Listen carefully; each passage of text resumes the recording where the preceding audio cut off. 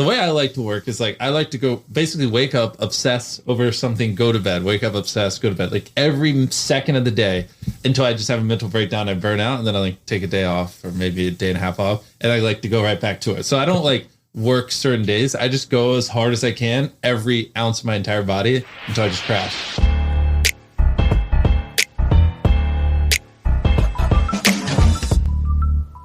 All right, in this episode, we are going to talk about... 1 second. Look, we got to let the guy, MrBeast, actually do the intro. Guys, in this, we're going to teach you how to make a fucking $1 million. If you don't have $1 million, we're going to show you in this podcast. All right, that was way better than us. Yeah, that's right. MrBeast, the biggest YouTuber in the world, joined us on My First Million.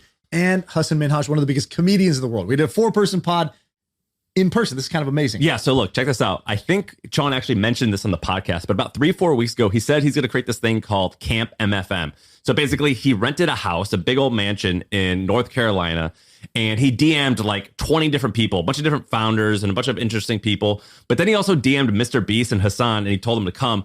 I didn't actually think they were going to show up. And so we were just sitting here at night recording a podcast, and they walked in and joined us, and it was amazing. Yeah, it was crazy seeing one of the biggest YouTubers in the world, one of the biggest comedians in the world. They kind of interviewed each other, and they talked about their creative process, what they're self-conscious of, what it's like to work for them, how much they put into each thing that they do. It was pretty nuts. Yeah, it was. I mean, it was amazing. They made fun of me at first because I was nervous, and I was. It was awesome. Yeah, it was a big deal. It was awesome. So check it out. I think you're gonna dig it. Wait, hold on. We rolling? We're rolling. All right, we're live. We're doing it. Screw it. If it's not recording, you're just not getting it. Yeah, you're not getting it, dude. You're not getting Jimmy. All right, we're live. Wait, what were you saying? This is the most interesting crossover ever. Yes. Yeah. Why are the 4 of us sitting here? I have no Let's idea. put him on the spot because he seems the most nervous. Yeah. Me? No, he's like the body language doctor. He reads body language good, You know right? why I'm nervous? It's because I'm wearing these shorts. Yeah, bro, don't you're ask wearing the the short question. We shorts, also yeah. got a live audience here. Why? What is this? Yeah. There's 30 men in this house. Why? Why is there a sausage fest? Give us answers. This is the power of Sean's So here, DM. listen, here's the deal. So the story is that you wanted to do this, and it happened in 3 weeks. Yeah, I just hit up a bunch of people. Actually, you know what? The way it really came together was I just tweeted it out. Because if you do that shit, like, you know, just it's like a luck magnet. Good things can happen. And 100-something people signed up for it. I was scrolling through the names, and it's like, what's your Twitter handle? And one of them said MrBeast. And I was like, but I was like, it's a Google form. Anybody could write MrBeast. I was like, oh yeah, whatever, some jackass. Then he DMs me, he goes, this sounds fun. And we don't know each other. Yeah, I don't know him at all. And he's like, I was like, oh shit, that was real. Oh shit, this is on. We're going to do it now. And then I was like, he's like, where are we doing it? And I was like, where does MrBeast live? North Carolina? I was like, yeah, we're thinking about doing it near Duke. He's like, okay, I'll come then. And then I got everybody else in after that. You follow him on Twitter. Well, Ben from How to Take a World retweeted him. And I was like, who's this guy? And then I tapped, and he just tweeted like 5 seconds ago, I'm hosting an MBA camp for like entrepreneurs. And I was like, oh, this looks cool. And then I just applied. That's how crazy luck I was is. just like, I don't know who this is, but I mean, basketball sounds fun. And then he calls me last week. He's like, I yo, just called it. I was like, I'm who are coming, you? but like, I don't know who you are. So like, what's your deal? And here we are. But it's fun. you do that. You just walk around and call people. Yeah, well, I just like learning. I mean, that's how you just... Well, did you hear how he got connected with Ben? No. All right, so Ben over here, he is our producer, and he hosts this amazing podcast called How to Take Over the World. And how did you find it? Bro, this is gonna get so many levels. Someone deep. put him onto it. No one has any idea what we're even talking about. No, they do, because- but Cliff, who's sitting there, told me to listen to How to Take Over the World. So I listened to it. Who retweeted his tweet about the camp, and here I am. So You know what's funny, by the way? your story. He's like, yo, this is dog shit content. Because on YouTube, you had to be on point. Like in the first 10 seconds, you needed to like grip people. He's like, this is their podcast. I've already gone over 20 ways we could optimize this better in my head. What are they? All right, what would they be? Let's go. Already 20 ways. Well, that's how this podcast is. It's a brainstorm. We've So. already switched topics like 5 times, and we didn't really hit them with like a hard one at the start. Like, what would have been better if it's like, I don't know, like we told some crazy story or something, like to hook them, or like That's I don't the know, beauty or of editing. intro him, or me for the ones who don't know. So then like they're like, oh, now I know I should have listened. Like, All right, or host what- the podcast for a second. or So do what our value 10-second we're intro. gonna- guys. In this, we're gonna teach you how to make a fucking $1 million. If you don't have $1 million, we're gonna show you in this podcast, like something like that. Now they're gonna listen. All right, so here's what's interesting. We got me and Sam. We got Hasan Minhaj, who's a famous comedian, Netflix special. We haven't announced it yet, but yeah, sure. Breaking news. We got Jimmy, aka MrBeast. Craziest crossover. Yeah, it's a wild You guys just crossover. met tonight. We met like an hour ago. Yeah. All right, give me first impressions. What do you think of Mr. Beast? He's a cool guy. Yeah, he seemed really cool. What did you think coming in? I just knew he was a big like prank stunt. He's the voice of YouTube. He's the voice of a generation. You, or he's how you thought he would be? Yeah, I feel like his. You're gonna get your turn too. I feel like his like curiosity, enthusiasm, all that stuff was really cool. Yeah, I listened to him on Rogan. He was really fascinating. And what about you? What was your first impression? I mean, kind of the same thing. Like it was. I mean, you were just easy to talk to, which I think was very nice. Like we were talking for like an hour. Yo, Shaan just turned this into Indian matchmaking so fast. You're like, what did you do? What did you do? Hold hands. Hold hands. Hey, just hold. look, you see that ring on his finger? He's taken. Yeah, I'm taking it. Dude, he said something really interesting to me earlier. You and I were shooting the shit. Oh God, what is it? And we were talking about business. I think you said Elon Musk is like, I don't know if you said hero, but you're like, I think he's like the pinnacle of entrepreneurship. Entrepreneurship, yeah. Sure. And I was like, well, what's going to be your SpaceX or what's going to be your like big rocket thing, you know? And you said, well, Elon had Zip2 when he was around my age. So Zip2 was like his peer sharing service that he sold and he made like $20 or $30 million. Yeah. And then he took that and he did PayPal and then whatever else he did. And you said something like, you know, I think I can build like $100 billion company, but if I'm being modest, I'll build a couple at least $1 billion companies. Yeah. But then you go, but I don't really care about the money. I just love winning. I just want to win. And I was like, yes, sounds about right. I'm about this. I like that. I mean, like money is cool, but you know, I live in my studio. I don't have like a mansion. I don't drive a Lamborghini. So it's like, I like money because I can hire more people and grow my business, but not so I can like increase my lifestyle or whatever. So, which, you know, most people, when you say, that's why I prefer to say I love winning, because it kind of encapsulates it a little bit more. Because if you just like, you know, talk about money, then people just think you just want to buy expensive stuff. Do your employees we went to his office today, or we went to his studio, and he's like, took us on tour. Cool. This is where we blow shit up. This guy's trapped. Tom blew me off, by the way. Yeah. You were Air Canada flight delays blew him off. Yeah. Kidding. But we walk through. He's like, all right, yeah, this boardroom. This is my office. And so we go in, and it's basically like, imagine like kind of like a gaming chair, computer. That's standard. Next to it, guess like two other objects in the room. Just take any guess. That he had? Yeah. An Nalgene water bottle and just like a mattress on the floor. A bench press directly next to the desk. And then the walls were just like a Steve Jobs quote, an Elon quote, a Steve Jobs quote. And then like a timeline, like at this age, Steve Jobs was here. At this age, holy shit. You're motivated by that shit. Stay ahead of it. Also, some of those Elon quotes aren't even real. I love to just put fake Elon quotes. So if people read it to see if they're like, oh, that's inspiring, or just completely made up. Well, they're not that insightful. One was just the one right in front of your desk goes, work super hard. Elon Musk. No, that's one of the real ones. But I have my assistant like trying to find the dumbest things Elon's ever publicly said, so I can put mixed with all the real quotes just to see if people believe him or not. Were you good at school? No, horrible. Really? God awful. Wow. Yeah. Okay. Yeah, that was like, I mean, I would act like I was studying, but you know, I was filming videos. I actually, my entire high school career, never brought my book back home or anything. I would just like throw it under like the bleachers, and then in the morning I'd just grab it. Your first video was what? You were like 12, right? Yeah. Oh, actually, I started making when I was 11. Yeah. Wow. Holy shit. So, and yeah, and it's crazy because I see 11-year-olds now, and they're like this tall and squeakers, and I'm like, how was I making videos? This kid looks. Is your first video still live? No, because I got embarrassed because people would play it in class. So I deleted my channel, and then I made a new one when I was 13. So a little. Wow, but the 13-year-old videos are still live. Yeah, 13 or so. Wow. He has one that's dope. That's like a message to myself in 5 years. Calling his shot. Do you know what he's talking about? So the greatest thing I ever did in my life is when I was studying for a history test, like back in a long time ago, when I had like 8,000 subscribers. I was like, screw this. I just closed my book. I threw it on the floor, and I just recorded a video. I uploaded a video for 6 months, and I go, hi, me in 6 months. I think I'll have 100,000 subscribers, whatever.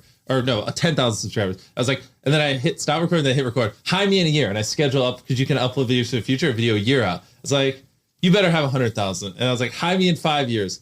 Bro, if you don't have 1 million subscribers, you're a fucking idiot. And I just would talk to me 5 years from now, and I was just like talking about the channel. But I filmed it when I had 8,000 subscribers a long time ago. And then I did hi, me in 10 years, blah, blah. So 10 years hasn't come out yet. But Hi Me in 5 years came out. My prediction was I'd have 1 million subscribers. Wow. So it goes live on the channel like 2 years ago, and I had like 40 million subscribers. But in the video that goes live, it's like, here's the date, here's the time, I'm like a fucking stupid teenage kid. And I'm like, I hope you have at least 1 million subscribers. And maybe you're doing this as a job. I don't know. I make like $10 a month right now. Like, I hope you can make it a job in the next 5 years. And that went public. And I completely forgot I even did that. And I was like, oh shit. I opened up YouTube and I saw it. Everyone thought I thought it was one of the coolest things I ever did. Wow. And you're like a little kid in it. Yeah. And so in like 3 more years, hide me in 10 years goes up. And I'm like, you remember what's in it? I'm just like, I hope by now you should be out of college. Yeah, you're definitely out of college. I think that's how I started it. And you should be doing YouTube full time. Like, there's just no world you're not after 10 years. Like, you're probably making a little bit of money. I just hope you are. Like, I hope you didn't. And how much were you at the time? Like, I had 8K subs, like making $10 a month. And so my prediction in 10 years was like, I hope you're doing this as a job. And so when that goes up, I think that's going to be crazy. And when we were talking today, you talk with a lot of certainty about like where you're going, what you're doing. There's like if everybody's got this knob that's like doubt, your knob's set to 0 on doubt. That's my, I don't know, is that accurate? Yeah. Well, the thing is we probably spend like 20, 30 times longer thinking of ideas than other people. We probably film like 10 times more than other people. We probably spend 100 times for a video more than other people. So it's like, we put in the effort, but I don't know how to say it where it's not arrogant. I just believe in what we're doing. You know what I mean?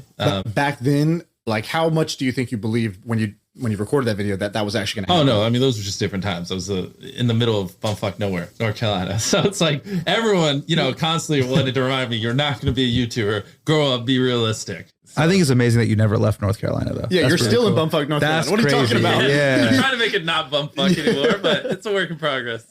Do you still rep it really hard? I mean, I got a lot. I mean, some of these people over here work there. I just got a lot of people, and it's too much to move. What was your metric instead of subscribers and like views when you were younger? Because with business, it's like revenue or employees. You guys are both business, but you're also like a more creative thing. So what was yours? Yeah, when I was coming up, it was probably, can you do a set on late night? Can you do like a Conan set? Yeah. Could you be on? I'll be a cast member of SNL. Like those were the metrics, kind of. Those like legacy media comedy institutions. That was I'll be in a movie. I want to be in a sitcom. I want to be in a TV show. And what did it feel like when you started actually like, the Daily Show and then selling out? Yeah, that felt like a real like kind of check mark. Like, wow, you've turned the corner. Didn't you tell me that like right before that happened, you were living in a basement? I was living in an attic, bro. Attics are actually above sea level, but basements are below sometimes, So yeah, I was living like a kind of in a not a great situation though. I'm amazed at your confidence, bro. The level of confidence, like in the video, not just the sheer amount of confidence you have. Because I still think maybe a downside of comedy is you have to have like a very high level of comedians are usually self-deprecation and self-awareness to be like, you know what I mean? Well, you told me something because I was like trying to be funny. Right. And you send me these like iMessage things that are like just gold. Like you just send me these voice notes. And one of the things you had said, he was trying to write. He was like trying to do kind of like a comedy monologue. YouTube video. It's up there, 17,000 views, no big deal. Yeah.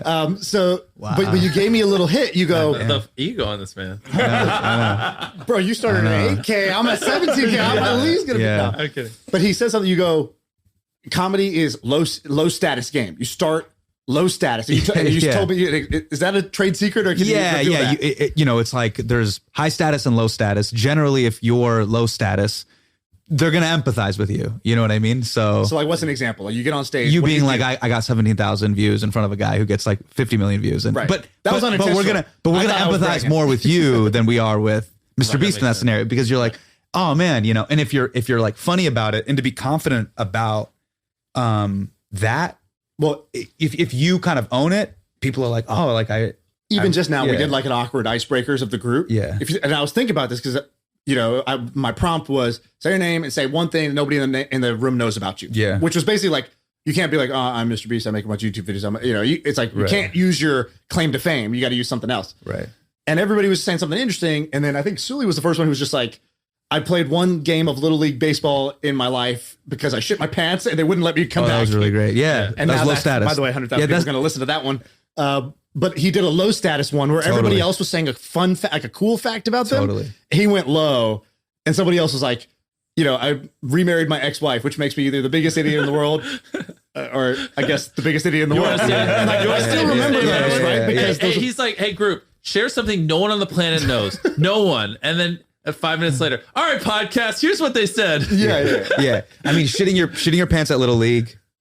Pretty low status. And then being like, all right, I double backed and married my ex-wife again. Like, Like no one knows this. Jimmy, were you confident as a kid in the career?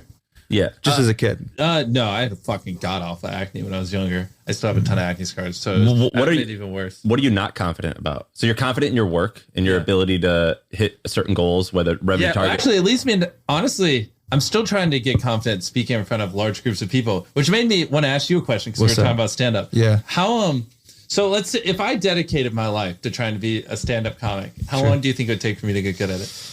I mean, what's the typical curve? Everybody says it takes you 10 years to get good, but I just think it all depends on like your natural capacity and inclination for it. Mm-hmm. Like there's some people I've seen when they're open micers, they're amazing. You know, they just have great stage presence. They have great stories. They're amazing on stage. So there's people like that, comics that I met where I'm like, the first time I saw them, they were amazing. Gerard Carmichael was like that. He was incredible. He was just incredible. He was so comfortable. We would do open mics and he would just, everybody was turning left and he was just turning right. Like just his vulnerability, his stage presence. People would do their set. He would do things where like, it'd be like a Conan showcase. And everyone would do their polished material. You're like, hey, what's up? I'm Hassan. And, you know, dating's hard. He would just get up and he would just off the dome, like kind of do a brand new set that night. And you could tell, you're like, oh, this is kind of crazy. So how long do you think it would take him to get good? That's like the question he just asked is like, how long would it take me to be as good as Ariana Grande at singing? You're like, how would I even? They're like, it's not a hack. Like, or if you asked like a MMA fighter, like, how long would it take me to get as good as you? Like, it's oh, thank you. It's a. See, that's you put them in low status. You offered the two waters to me. Now I feel weird. No, I got to put that on the side. No, I got to put that on the side. No, dude, low status. I spent my whole life trying to be high status. You guys all got the water. Now I'm parched. That sounds way easier. Yeah. I have to give MrBeast his water. You know what I mean? Jimmy, what are your you legacy media hack? And I gotta pour the water for him. And get the fuck out of here. Is your company ran like a normal company at all, or and what would your employees say about working with you? I mean, Tariq, you want to just come say it? Damn. I don't know. Yeah, that's a Tariq question. That's a Tariq question. I don't know. Yeah. Have you had like? How did you learn how to run a company? Did you have to hire someone? That's what's hard because like. Yeah, sure. He wants. Come on in. There's a couple questions. Yeah, you take over. So the question was like, what's it like working with him? Oh, it's great. I mean, it's always different. No, it really is. It's always, here's the thing. Here's the thing. We know it's great. Like, you're fired. I'm fired. I'm already fired. Like the how's Tariq gonna answer that? But not. Well, listen. Tell us. He pays the bills. Go ahead. Ask a better question. Let me ask you a better question. Yes. All right, so the better question is, what's the fucking employers? What's the like extreme, either extreme good part or extreme bad part about working with him? We know it's overall extreme. Actually, I will say that right now. For real. So extreme good part is the experiences. Like I've done experiences that I've never could have imagined in my entire life, like the traveling, the doing the coolest stunts that we've ever done. The worst part is I guess not knowing like what's next in terms of routine, and he knows this best too. Like we all kind of go through it if you work at MrBeast. So, but that comes with it, you know what I mean? And that's something that you kind of have to accept. But yeah, I think that's my answer. All right. Well, and the reason I was asking was because Am I your favorite boss? I'm a great person. So far, 100%. Yes. Well, no, I was asking because my employees sometimes would complain that I'd be like too aggressive, changing things too much. But you seem more aggressive than I am. Yeah. And for a certain type of person, they like that. But for you to achieve your goals, you're going to have a lot of people, and then every once in a while process, and every once in a while infrastructure, and every once in a while planning. Are you a perfectionist? Well, of course. Yeah. I just like to make the greatest YouTube videos possible, and that's literally all I want. So yeah, I mean, if it's not the greatest video, I just won't upload it. And so after you scrap a few videos, everyone, just kind of starts to figure it out. Does it scare you that you can't stop? Do you ever feel like, damn, I'm just throwing all these coals on the embers of the algorithm? I like to use a better analogy. It's like a treadmill. We're on like 12, 12 speed, and I've been going at a couple of years.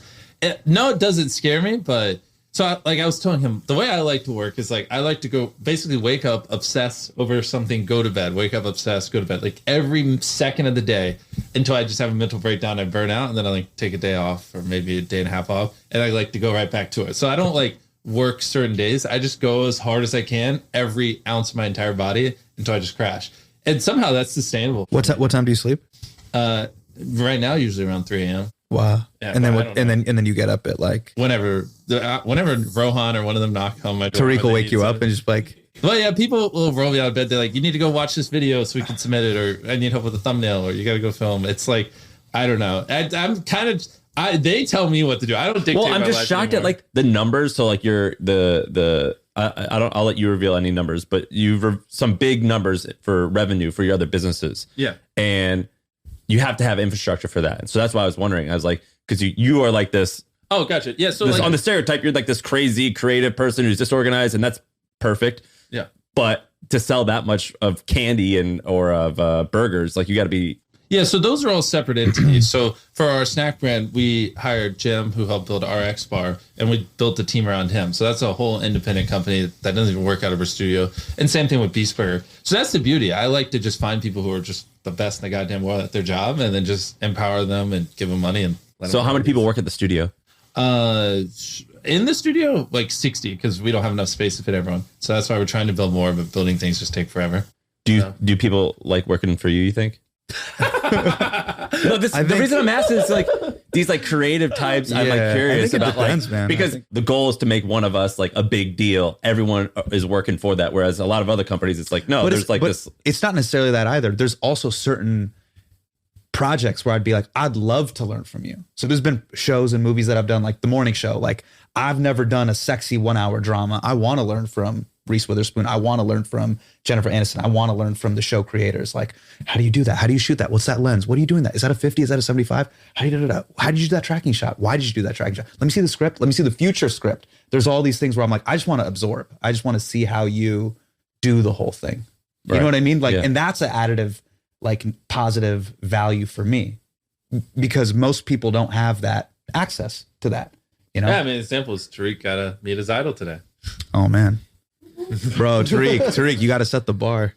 Yeah, we had told them that you were coming today to the thing, and like the look of disappointment when they saw I was the only brown guy there. They're like, that ain't Hassan. They're like, yo, Hassan's changed, bro. I'm not trying to be funny on top of it, and they were like, what the fuck? The camera really does add 10 pounds, bro. Yeah. Oh, don't do that, bro. Don't do that. When we were at your office, so you have like a big Elon, Steve Jobs, like you admire these guys. That's why you like the How to Take Over the World podcast, because you like learning from them. What's a story that you heard that you're like, that like stuck with you? That like, you remembered, you referenced, it like kind of changed the way you were thinking?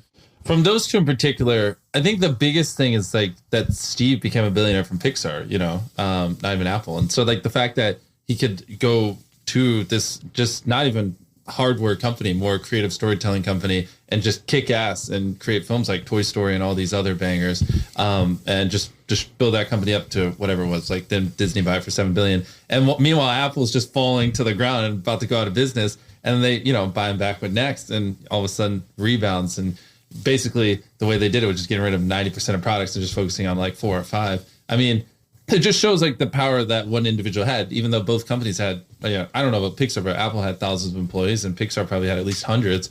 And despite all of that, one man can make that much of a difference. Like the power of having good vision and just not relenting is like invaluable. Do you think your biggest strength is probably your curiosity? You're down to do anything. And well, down to do so whatever. I think what you have to do is you have to always be learning, right? That's how you can like with our ideas, right? Because we like to do original ideas that no one's ever done before. And I might have told Jude this when we were talking on the phone.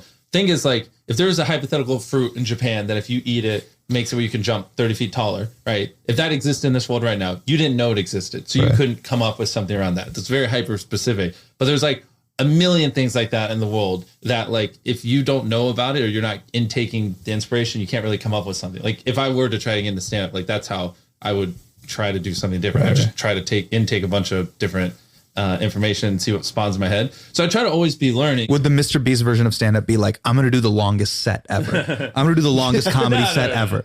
Would it have to be, would that be the MrBeast like twist on it? I would have to find something different. Because obviously whatever's currently out there, because I have a bunch of people on my team who are stand-ups, like it's been done a bunch of times. So we'd have to figure out something different, which I would love to one day, just because it seems fun. Because Tariq talks to me about it all the time. But in general, you got to always just be taking inspiration from different places, whether it be different podcasts, books, or different knowledge. I have people that I pay that just teach me things, just whatever, like things that I think I don't know. What do you mean by that? Like they'll just find things that they don't think I'm aware of, or show me cool things and be like, I don't think you know this is a thing. Here, read about it. And so that way I'm always like, what's an example? And how many of these people do you have? This is awesome. Right now, just like 2 or 3. Yeah, Jimmy, they call those people, those are teachers. Yeah. Okay. I mean, he's like, they'll sit me down for about an hour at a time. And what's wild is they'll focus on a subject. And it's like, what's going on right now? I never thought about that way. Pay him a couple $100 grand. That's why we keep them around. No, but it's like different topics. So Gotcha. Yeah. Like the last one was like about just like crazy online these like little things where they'll upload a file to Reddit, and then like inside it's an encrypted code which takes you to a website, which takes you to a book, and like these little like wild goose chase puzzles, and like seeing if that inspired me. I don't know, it's just random things like that. I'm blocking so in point, I'm trying to always expand my knowledge in my head with new things that I can draw inspiration from. I was giving him props earlier where I said so much of people who kind of rev the algorithm are usually being divisive. They're saying something that's going to make you mad. Right. Like I have a joke where I make fun of MDs and DOs get really mad. And, it's like, that's like a niche physician's joke, but people get upset. Right. But what I was saying was so cool about what you do is I think really what you've tapped into is joy and spectacle and wonder, which is like a counter to that. And it's very rare to see that really take off on the internet. So what made you feel like I'm going to do that versus do videos that might agitate people per se? Yeah. Well, I do think in general, it is a little bit easier just to piss people off and get attention. For sure. It's a lot harder to do good and get attention. So that's why I think a lot of people don't. But for me, because we just had this ability to go viral, it's just kind of like, there's a world where I make videos and I don't help people. And there's a world where I make videos and I do help people. The one where I do help people is just a little bit more fun. So that's why I do it. PR wise, I should have a better answer, but that's kind of the truth. Our software is the worst. Have you heard of HubSpot? See, most CRMs are a cobbled together mess, but HubSpot is easy to adopt and actually looks gorgeous. I think I love our new CRM. Our software is the best. HubSpot. Grow better. What creators do you guys look up to? Oh, I'm curious to see what you say. What creators do I look up to? YouTubers, podcasters, comedians. Podcasters. I was going to say creators. It could be anybody. Anybody. I think one of the first people that really inspired me, I think, was probably Steven Spielberg. Really? Wow. Yeah, I mean, he's one of the greatest storytellers ever. What was the first movie that you saw where you're like, oh my God, I was blown away? For me, it was Jurassic Park. As a kid.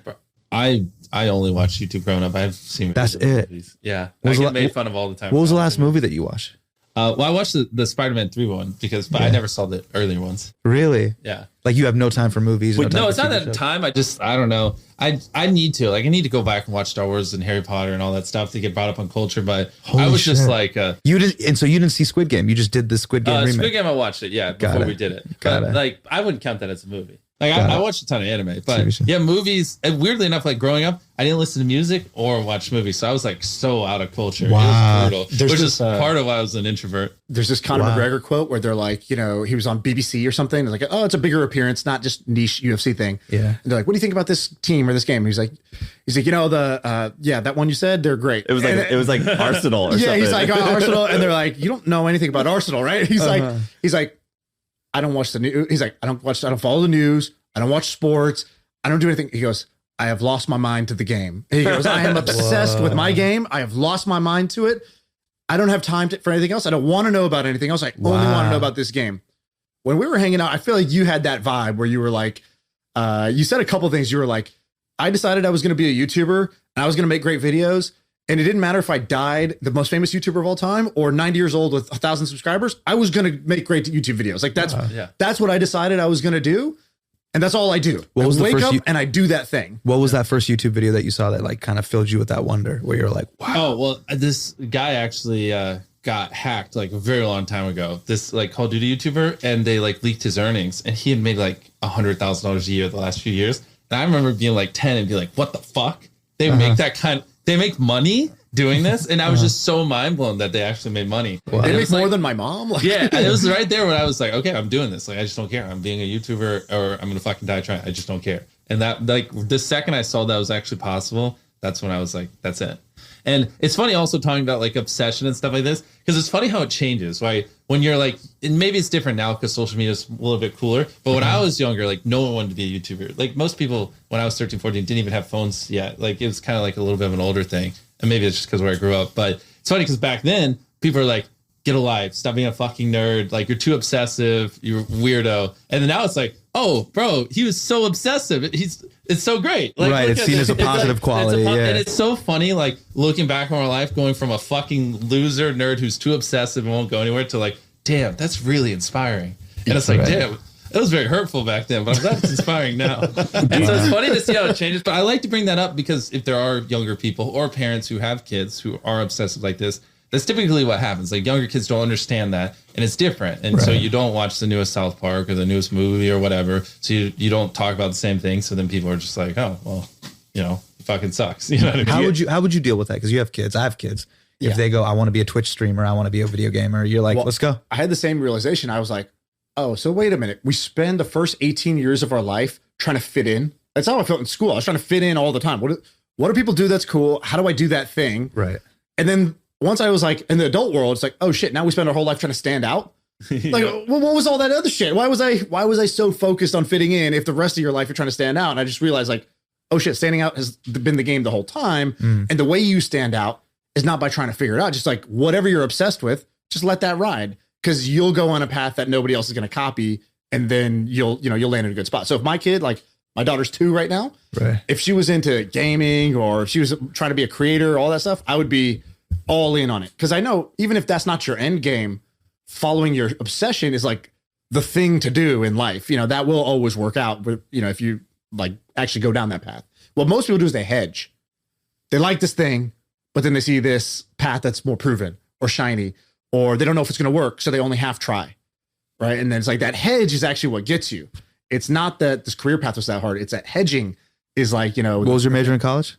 Biology. The ultimate hedge. The ultimate hedge. That was different. I just didn't know. I didn't know what I wanted. Well, what I think is actually interesting, you could be doing the like YouTube, TikTok. Sure. I feel like you can look at his videos and be like, all right, I get it. I get why people like this. I get why this pops.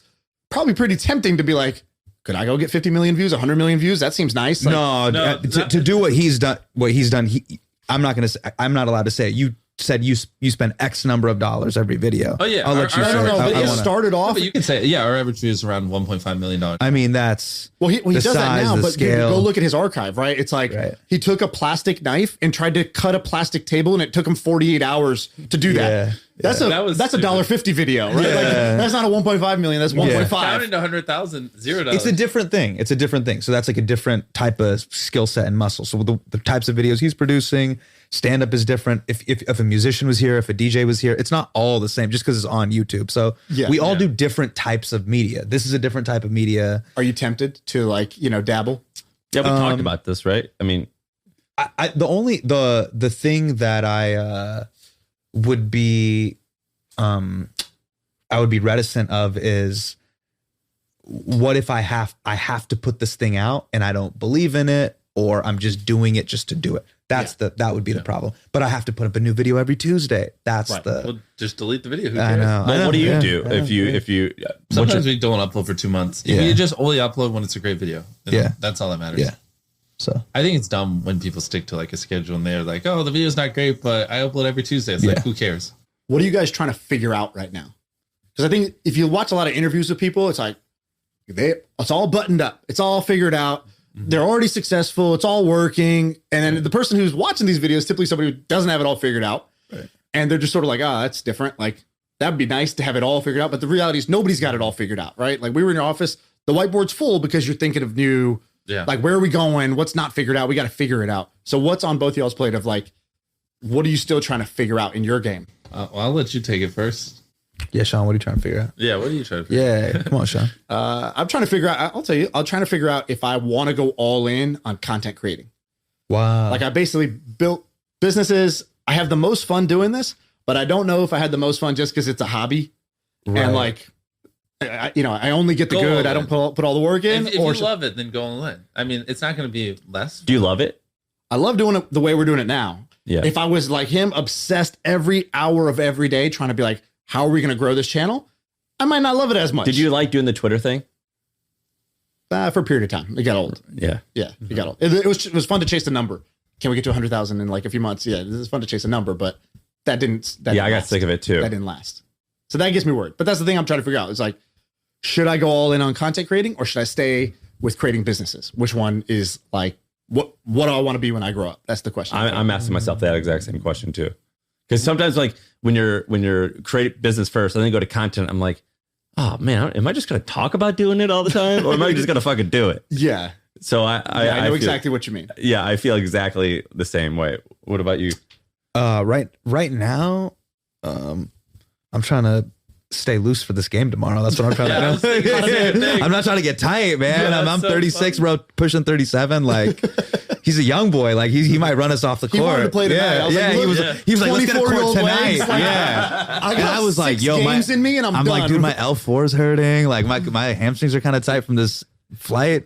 We got to his studio and he was like, he's got a hoop there. Yeah. He's like, oh, we got 6. Let's play a game. Yeah. He's wearing his like Yeezy slides. I was like, bro, I need 15 minutes of stretching. And then like, I need like proper medical attention if we're going to try to do something here. Speaking of which, do you guys want to go ball? Yeah.